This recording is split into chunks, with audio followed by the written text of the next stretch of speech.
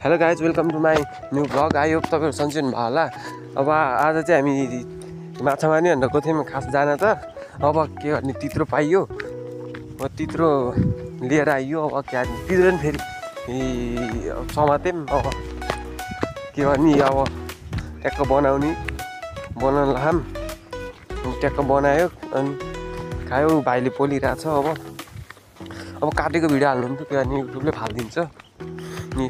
मासु चाहिँ खासै छैन, धेरै जम्मा यति हो, थोरै छ नि। अर्को भाइले मसला पिनिराखा, टक्क हालेर मसलादार बनाउनु पर्यो नि। टक्क जिरो टक्क पड्काउने जस्तो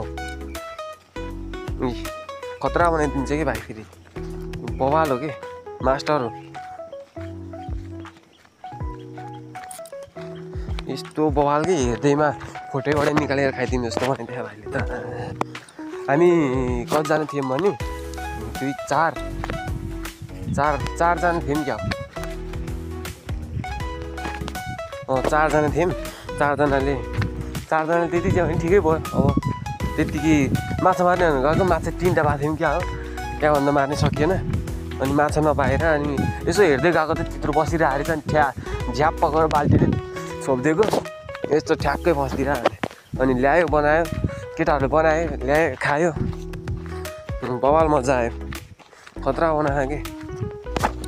हेर्दा त्यस्तो दामी हो भने खाँदा कस्तो दामी होला।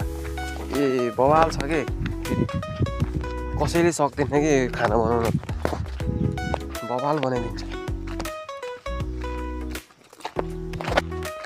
त्यो दिन हामी धन्न के जब चलेर हाम्रो लकी डे रहेछ त्यो दिन। के गर्नु, हामी त्यत्तिकै गइदिएको क्या। जान पनि झ्याउला र घरमा बस्ने झ्याउलाइरहेको थियो। अनि के गर्ने भएर अनि फेरि माछा मार्न जाऊँ भने केटाहरूले अनि माछा मार्न गइदिएको।